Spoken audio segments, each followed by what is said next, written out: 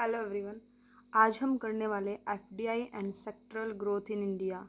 ये है international trade and finance में फोर्थ यूनिट का क्वेश्चन।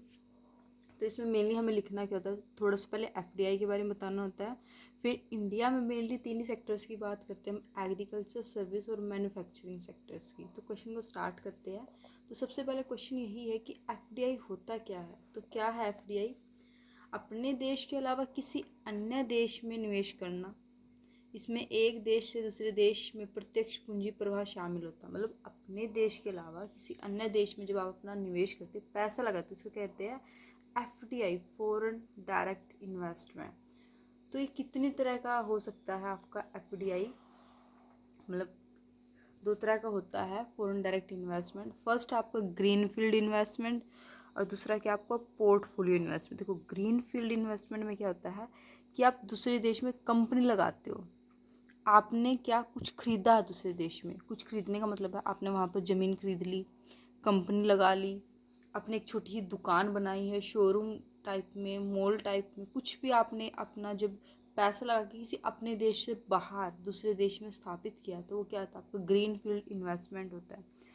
पोर्टफोलियो इन्वेस्टमेंट क्या, आप पैसे तो लगाते लेकिन आप कुछ खरीदते नहीं, इसमें सिर्फ आप क्या खरीदते हो, शेयर्स, कंपनी में सिर्फ हिस्सेदारी खरीदते हो आप इसमें पोर्टफोलियो इन्वेस्टमेंट में। ये आपका 10% तक होता है। ठीक है।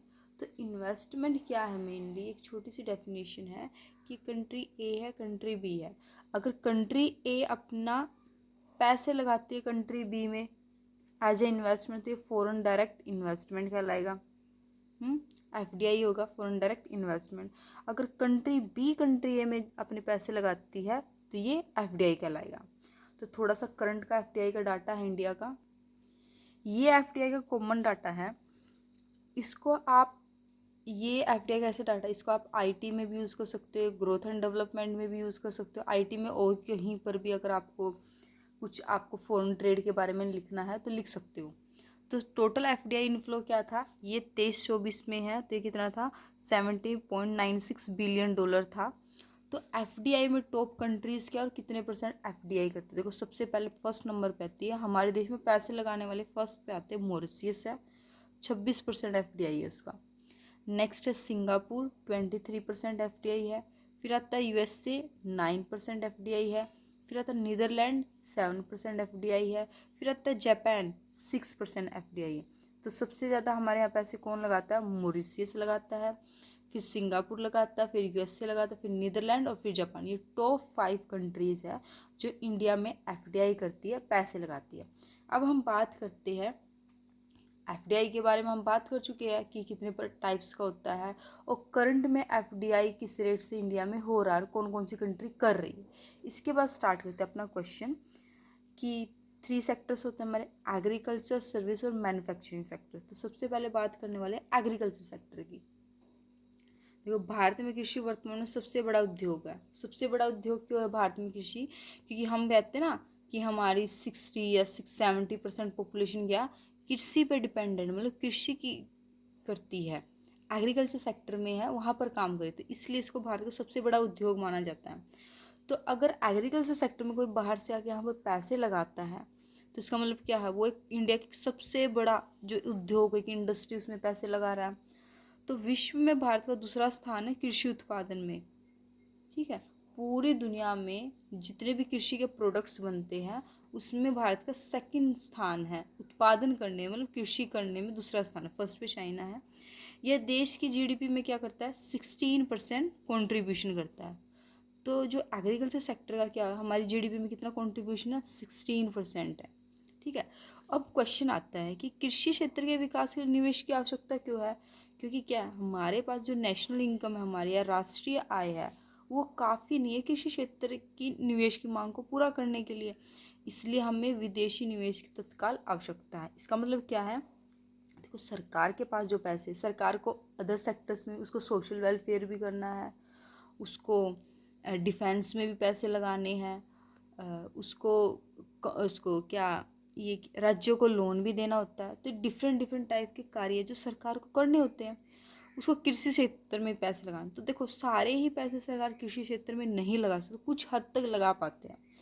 अगर सरकार इतना पैसा कृषि क्षेत्र में डाले कि जो किसान हैं जिनको लोन लेते हैं सभी के लोन सरकार के द्वारा माफ़ कर दिए जाए तो ये काफ़ी बड़ी बात होगी। लेकिन सरकार के पास इतने पैसे नहीं हैं, तो इसलिए सरकार कहती है अगर बाहर से कोई कंपनी आके यहाँ पे पैसे लगाती है, बाहर से कोई देश आता है या कंपनी आती है यहाँ पे पैसे लगाते हैं, एफडीआई करते हैं मतलब, तो इससे इंडिया के एग्रीकल्चर सेक्टर को बहुत बड़ा सहायता मिलने वाली है। किस तरह से?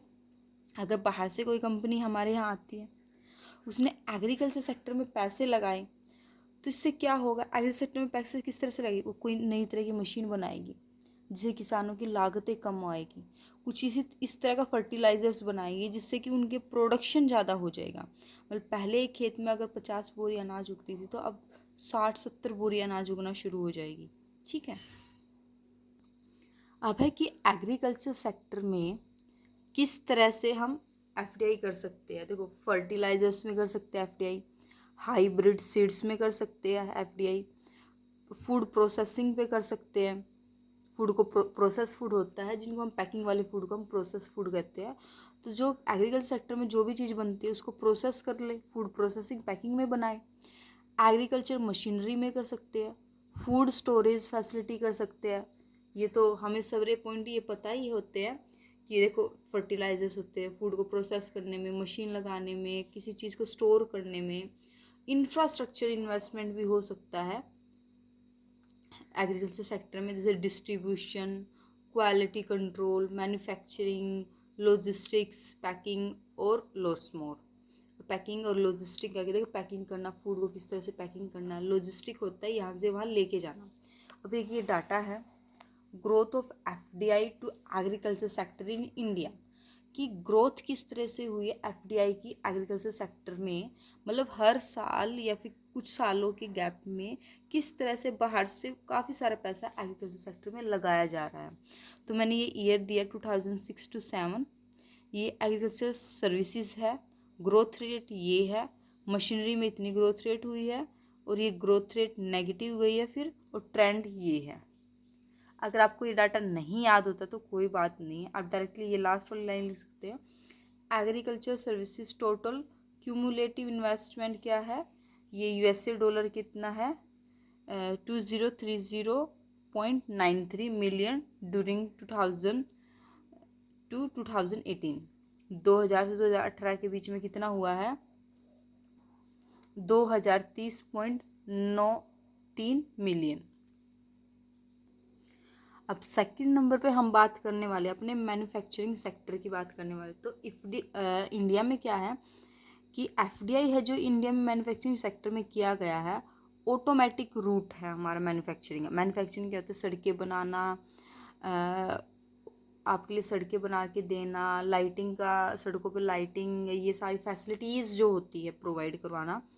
तो 100% एफडीआई इज़ परमिटेड है ऑटोमेटिक रूटीन में, रूट में। इंडिया का क्या है रैंक, क्या है? सेकंड है। बस आपको ये थोड़ा डाटा याद करके, इंडिया का देखो 100% आप एफडीआई कर सकते हो मैन्युफैक्चरिंग सेक्टर में, और उसमें इंडिया का रैंक क्या है? सेकंड रैंक है मैन्युफैक्चरिंग सेक्टर में पूरी। देखो अंग्रेज जब यहाँ पर आए थे वो क्या करते थे? यहाँ से मैन्युफैक्चरिंग क्या चीज़ों को तैयार करके लेके जाते थे, या फिर कच्चा माल भी जो लेके जाना होता है उसको भी मैन्युफैक्चरिंग सेक्टर में लेते हैं हम। 2010 में जो ग्लोबल मैन्युफैक्चरिंग कॉम्पिटिटिवनेस इंडेक्स थे, उन्होंने कहा था कि इंडिया क्या है? सेकंड है। ठीक है। अब बात करते हैं इंडिया में किस तरह की ग्रोथ चल रही है मैन्युफैक्चरिंग सेक्टर में। तो देखो 50 सेक्टर्स ऐसे हैं इंडिया में डोमेस्टिकली मैन्युफैक्चरिंग सेक्टर ग्रो करे, जो 39%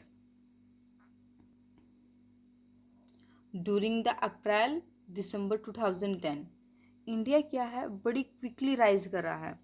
अगर आप इंडिया की मैन्युफैक्चरिंग सेक्टर के बारे में पढ़ोगे तो हम देखते हैं कि अभी रिसेंटली जो 10-15 साल में हमने मैन्युफैक्चरिंग सेक्टर में बहुत सारे रोड बनाए, बहुत सारे ट्रांसपोर्ट की सिस्टम स्टार्ट किया, बहुत सारी चीज़ों की मैन्युफैक्चरिंग हमने अपने इंडिया में स्टार्ट की है।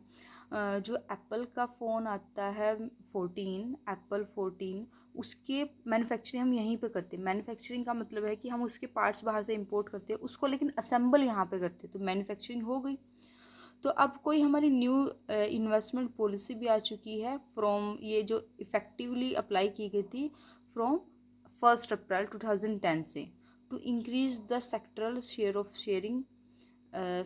Share of manufacturing in GDP to 25%। मतलब 2022 तक हमने मैन्युफैक्चरिंग सेक्टर का, देखो हमने एग्रीकल्चर का पढ़ा था ना, 16% था शेयर, तो हमें कितना 2022 तक क्या करना है, मैन्युफैक्चरिंग सेक्टर का शेयर GDP में इंक्रीज करना है 25% तक। अब बात करते हैं जो FDI है सर्विस सेक्टर में क्या है इंडिया में। देखो अगर हम पिछले 20 सालों की बात करें तो इंडिया में FDI सेक्टर ने, मतलब FDI में सर्विस सेक्टर में बहुत ज़्यादा कंट्रीब्यूशन किया है। मतलब हमने सर्विस सेक्टर में बहुत सारा निवेश आया है पिछले टू डिकेड्स का, मतलब पिछले 20 साल की अगर बात करें। जब 1991 में हमने LPG अडोप्ट की थी उसके बाद तो सर्विस सेक्टर में ग्रोथ आनी शुरू हुई थी। तो इस रिफॉर्म के बाद क्या कहते हैं, इंडिया की ग्रोथ रेट को हम किस नाम से बुलाते हैं, हिंदू रेट ऑफ ग्रोथ के नाम से बुलाते हैं। और उसके बाद ही सर्विस सेक्टर का, अगर आप भी देख सकते हो कि LPG आने के बाद ही हमारे यहाँ पर इंफॉर्मेशन टेक्नोलॉजी में कंप्यूटर आया, न्यू टेक्नोलॉजी आई, ऑनलाइन सिस्टम आया, ये सब कुछ हमने सीखा है। और पिछले 20 साल में तो आप देख सकते हो कि स्मार्टफोन आ चुके, कीपैड से इतनी सारी ऑनलाइन चीज़ों की अवेलेबिलिटी आ चुकी है। आप आजकल कोई भी सर्विस पहले जो आपको ऑफलाइन मिलती थी आजकल वो आप ऑनलाइन ले सकते हो, घर बैठे बैठे ऑनलाइन आप ले सकते हो। ये क्या, सर्विस सेक्टर का पार्ट। सर्विस सेक्टर में क्या आती है आपकी, बैंकिंग की आती है, होटल की आती है, हेल्थ की फैसिलिटीज आती है, सारा क्या होता है सर्विस सेक्टर का पार्ट होती है, बैंकिंग, होटल, हेल्थ फैसिलिटी। तो आजकल क्या आप हेल्थ फैसिलिटी ऑनलाइन भी ले सकते हो, ऑनलाइन अपने डॉक्टर से कंसल्ट कर सकते हो। जहाँ होटल की फैसिलिटी आप ऑनलाइन होटल को चेक कर सकते हो, बुकिंग कर सकते हो, रेस्टोरेंट में बुकिंग कर सकते हो, टूरिज्म में भी बहुत सारी चीज़ें ऑनलाइन है। और बैंकिंग तो ऑनलाइन, सबसे ज़्यादा तो ऑनलाइन सब कुछ सिस्टम बैंकिंग का ही है। अब देखने वाले कि इंडिया का जो सर्विस सेक्टर है उसमें किस तरह की ग्रोथ हुई है, किस तरह का FDI आता है। ये टॉप 5 सेक्टर्स हैं सर्विस सेक्टर के। सर्विस सेक्टर में भी तो सेक्टर्स होते हैं जिसमें FDI इन्फ्लो आया 2023 से 24 के बीच की बात है। तो फर्स्ट सबसे ज़्यादा जो FDI किया गया वो किया गया फाइनेंस में, बैंकिंग में, इंश्योरेंस में 16%। फिर किया गया कंप्यूटर सॉफ्टवेयर हार्डवेयर में 15%, ट्रेडिंग में किया गया 6%, और टेलीकम्युनिकेशन में भी 6% है, और ऑटोमोबाइल इंडस्ट्री में 5% है। अब देखने वाले टॉप 5 स्टेट्स जो सबसे ज़्यादा FDI जहाँ पर किया जाता है, सबसे ज़्यादा पैसा जो टॉप 5 स्टेट्स में डाला जाता है, तो उसमें क्या सबसे पहले नंबर पे आती है आपकी महाराष्ट्र, 30% FDI महाराष्ट्र में किया जाता है। फिर आते हैं आपकी कर्नाटका में क्या होता है 22% डाला जाता है पैसा। फिर गुजरात में 17%, दिल्ली में 13%, और तमिलनाडु में 5% FDI किया जाता है। ये तो इंडिया की टॉप 5 स्टेट्स है। ये डाटा कौन सा है, 23 से 24 का डाटा है हमारे पास। अब हम बात करने वाले कि FDI कोटा क्या है। FDI कोटा देखो, अगर पेट्रोल में सरकार कहती है आप 49% तक FDI करते हो, क्या आप उसमें से 49% ही पैसा आप डाल सकते हो, बाकी क्या होगा 51% सरकार डालने वाली है। देखो जिसका शेयर ज़्यादा 50 से अबो जिसका शेयर होता है वही कंपनी का ओनर होता है। तो इसीलिए डीजल पेट्रोल के प्राइसेस को सरकार कंट्रोल कर सकती है। अगर सरकार ऐसा नहीं करेगी तो डीजल पेट्रोल के प्राइसेस बहुत ज़्यादा बढ़ भी सकते हैं, क्योंकि प्राइवेट सेक्टर को तो एक ही चीज़ से मतलब होता है अपने प्रॉफिट से, जो अपने पैसे लगा उसको तो प्रॉफिट कमाना है, तो इससे सरकार कुछ कंट्रोल कर सकती है। तो पेट्रोल में तो आप सिर्फ 49% FDI कर सकते हैं, सरकार की लिमिट है। लेकिन टी जैसे चाय है, चाय में आप 100% FDI कर सकते हो। जैसे आसाम साइड, हिमाचल साइड जो चाय होती है उसमें कुछ कंपनीज होगी जो FDI करती है, पैसे डालती है, 100% पैसे डाल सकती है, मतलब पूरा ही ओवरटेक कर सकती है। बैंकिंग में आप 74% कर सकते हो, और इंश्योरेंस में आप 79% तक FDI कर सकते हो। अब कुछ एरिया ऐसे भी है जहाँ पर आप FDI नहीं कर सकते हो, जैसे ऑटोमिक एनर्जी में, चिट फंड्स में, इनमें आप, और निधि कंपनीज भी आती है, और रेलवेज भी आता है। अब तो रेलवेज में भी FDI हो जाए क्योंकि रेलवे का प्राइवेटलाइजेशन हो चुका है इसलिए। लेकिन कुछ अभी भी रेलवे ऐसी है जहाँ पर आप नहीं डाल सकते हो पैसा। कुछ को प्राइवेट किया गया, कुछ को अभी भी रखा गया, लेकिन ऑटोमिक एनर्जी में तो बिल्कुल सरकार ने बैन कर रखा कि वहाँ पर कोई सी भी बाहर की कंपनी को हम पैसा नहीं डालने देंगे। अब बात करते हैं बेनिफिट्स क्या होते हैं FDI के। फर्स्ट से पहले बेनिफिट क्या है, ब्रिंग्स कैपिटल। कैपिटल क्या मतलब है कि एफडीआई करने से क्या होता है, देश में पैसा आता है। देश में पैसा आएगा तो क्या होगा, लोगों के रोजगार मिलेगा। जब कोई पैसा लगा रहा है तो उसमें क्या इन्वेस्टमेंट करता है तो क्या होता है, आउटपुट बढ़ाने के लिए, प्रोडक्शन बढ़ाने के लिए। तो प्रोडक्शन को बढ़ाने के लिए किसकी जरूरत होगी, लेबर्स की जरूरत होगी। तो लेबर्स को जो अनएम्प्लॉयड थे उनको रोजगार मिलेगा, तो लोगों के हाथ में पैसे का। सेकंड है कि जब बाहर से कोई पैसे लगाता है, वो पैसे लगाने के साथ साथ अपने साथ ब्रिंग्स टेक्नोलॉजी, अपने साथ नई नई तकनीक भी लेके आता है। एक देश जिसके पास तेल निकालने के लिए स्पेशल मशीन है, तो वो वहाँ उसने देखा कि इंडिया के पास बहुत सारी तेल निकालने के लिए बहुत सारी सीड्स है। तो उसने क्या कि यहाँ पर अपनी मशीन, अपनी न्यू न्यू टेक्नोलॉजी लेके आया और उनको यहाँ पर लगाया और अपना काम शुरू किया। तो क्या अपने साथ नई नई टेक्नोलॉजी लेके आता है। 1991 के बाद ही तो कंप्यूटर आए हमारे पास। ये न्यू टेक्नोलॉजी था। फिर इंक्रीज टैक्स रिवेन्यू, देखो बाहर से जो पैसा लगाता है वो अर्निंग अच्छी करता है, तो सरकार क्या करती है, उस पर टैक्स लगाती है, क्योंकि बाहर से आया ना। जैसे टोल पे क्या होता है, जो बाहर से आते हैं उन पे टैक्स लगता है। तो सेम यही है कि जो दूसरे देश से आते हैं उस पर कुछ ना कुछ तो टैक्स लगेगा। अगर दूसरे देश से आने वालों की क्वांटिटी ज़्यादा होगी तो सरकार की और ज़्यादा रिवेन्यू होने वाली है। नेक्स्ट है जनरेट एम्प्लॉयमेंट, ये तो हमने पहले भी पढ़ा है। किससे, जो बाहर से पैसे लगाता है, इन्वेस्टमेंट करते हैं, इससे क्या होता है, रोजगार के अवसर बढ़ते हैं। ठीक है। नेक्स्ट है इम्प्रूव्स बीओपी, तो ये इम्प्रूव करता है बीओपी को किस तरह से इम्प्रूव करता है, क्योंकि बाहर से जो पैसा आता है हमारे यहाँ पे एम्प्लॉयमेंट जनरेट करता है। तो ये जो एफडीआई आया है, तो ये क्या करेगी, यहाँ पर आके अपना पैसा लगाएगी, यहाँ पर प्रोडक्शन स्टार्ट करेगी, चीज़ों को बनाएगी, गुड्स को बनाएगा, फिर उसको बाहर एक्सपोर्ट करना शुरू करेगी।